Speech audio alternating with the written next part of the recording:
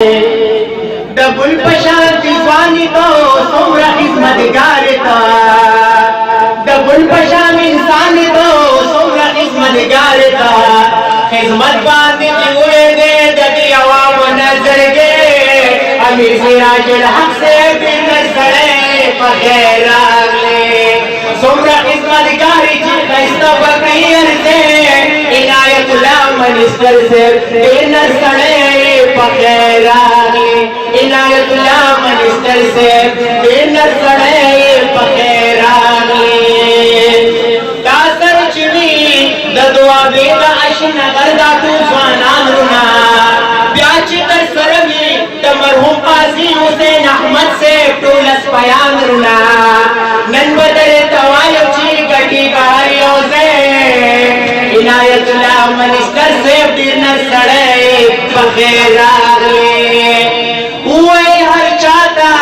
دا چې محمد سے فخر مرازه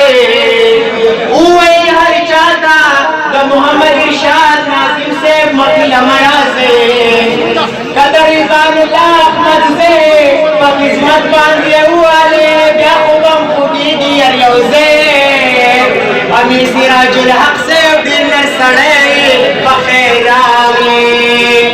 وی عبدالقیوم بخم یارا ہر چاہتا عنایت اللہ منسٹر سے مخل مرازائے وی عبدالقیوم بخم یارا ہر چاہتا امیر سراج الحق سے مخل مرازائے او خواب عزت سرو خو چونکه مونږ چې سوچ وکړو چې آیا د ملک دپاره هم سبقه یوازې دا کارونه نه چې ویڼی یا سړک یا څه هغه به انشاءالله په هغې کې کېده دې کې به هم کېږي خو مونږ وایي چې وایي مونږ یو داسې لار اختیار کړو چې هغې کې کارونه هم کېږي او کارونه سره سره چې کوم دی نو چې مونږ دیني کارونه هم کوو مونږ چې سوچ وکړو نو پاکستان کې چې وکړه نو الحمدلله دا پارټي بالکل بیداره وه د دې لمن صفا وه هېڅ قسم داغ پرې نه مخکې شته نه وروسته به انشاءالله نه به پرې بیا په دې وجه باندې مونږ دا لار اختیار کړه او ما قومي وطن پارټي پرېخوالن کې خصوصي نشست هم د تحصیل ما سره دی په هر حال مونږ چې کوم دی نو ښه د زړه د خلاصه ښه په ایماندارۍ سره او ښه په ایماندارۍ د دې قوم د خدمت دپاره چې کوم دی نو مونږ دې پارټۍ له لاس ورکړو دوی مونږ له لاس راکړو اوس کله چې دوی مونږ له لاس راکړو او مونږ لاس ورکړو نو انشاءالله دا لاس پرې کېدی شي خو دا پرېښودی نه شي دا به انشاءالله زمونږ د پښتو دود او وعده ده دې ټولو مشرانو ته دې ځوانانو ته په جماعت اسلامي کې په شمولیت باندې په خیرالې وایم او د الله نه دعا غواړم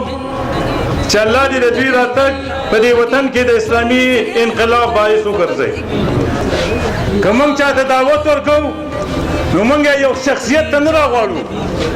یو فرد ته نه راغواړو چې راځئ د سراج الحق صاحب مرسته وکړئ موږ وایي راځئ د الله د دین بیان جوړ شي د الله د دین د غلبې لپاره جماعت اسلامي مرسته وکړي جماعت اسلامي سره ځکه ملګري شي چې جماعت اسلامي په دې وطن کې د الله د دین د غلبې لپاره کوشش کوي نو موږ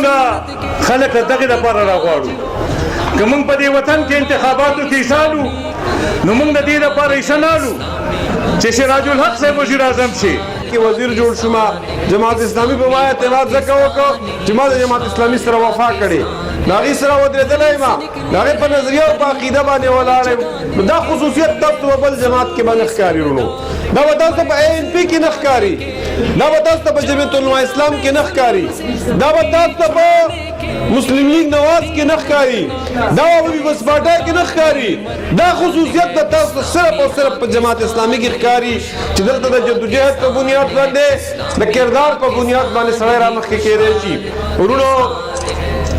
جماعت اسلامی کی دویم خصوصیت دا دے چې دم په سیاسی جماعت کې نشته دی د جماعت اسلامی په خلکو د بدعنوانۍ داغ نشته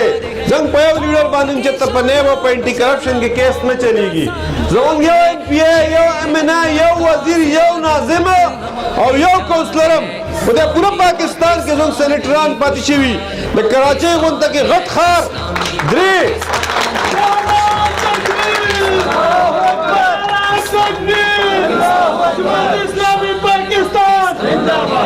کراچۍ غونډه کې غټ ښار څلور ځل مشري او میر دا د جماعت اسلامي پاکستان نه پاتې شوي، خو هغه خلک دا په داسې حالت کې د دنیا نه لاړل چې د هغوی بچي نن سبا په دوکانونو کې مزدوري کوي، یو عام کارکون په طور باندې کار کوي. وروڼو نو دا دویم خصوصیت دی چې په یو سیاسي جماعت کې نشته چې موږ د دې قوم پیسې دا امانت ګڼو،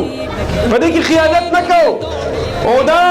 په قوم باندې ورته خرڅ کوو، او چې چېرته موږ ته اختیار میلاو شوی موږ خپل اختیار د خپل ذات دپاره هم دی استعمال کړی. نو دې وجې نه جماعت اسلامي د کرپشن نه د بدعنوانۍ نه پاک جماعت دی.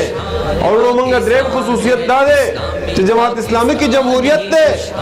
جماعت اسلامي کې حقیقي معنو کې جمهوریت دی. دا د دې خبره اعتراف د پاکستان ډېرو زیاتو ادارو کړی، بین الاقوامي ادارو کړی، سرویس شوي چې په دې پاکستان کې د ټولو نه غټ جمهوري جماعت او صفا جمهوري جماعت کم دی، جماعت اسلامي په اول نمبر راغلی. او نو موږ د دې وطن د نظریې او د عقیدې حفاظت کړی دی، موږ د ختم نبوت محافظان یو، موږ د ناموس رسالت محافظان یو، موږ د پاکستان د اسلامي آئین محافظان یو. زموږ لیډرشپ او قیادت په بنګال کې 8-9 کسان زموږ د پانسۍ پندې ته لاړل او د هغه ځای جابر حکمران ورته جواب راولېږو چې صرف دا ووایي چې دا پاکستان او بنګلادیش چې جدا کېدلو نو هغه وخت کې دا مونږ غلطي کړې وه چې د پاکستان ملګرتیا هم کړې وه،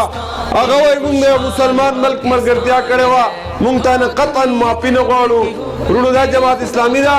چې د دې وطن د نظریې د عقیدې د دې د حفاظت دپاره کمر بسته ده. دا څلور خصوصیات دي، تاسو یې وګورئ په بل سیاسی جماعت کې یو سیاسی جماعت کې هم د دا خصوص اسلامی کا یہ اعلان ہے، اسلامی پاکستان ہی خوشحال پاکستان ہے، اسلامی پاکستان ہی خوشحال پاکستان ہے. گھر سے نکلے ہیں غریبوں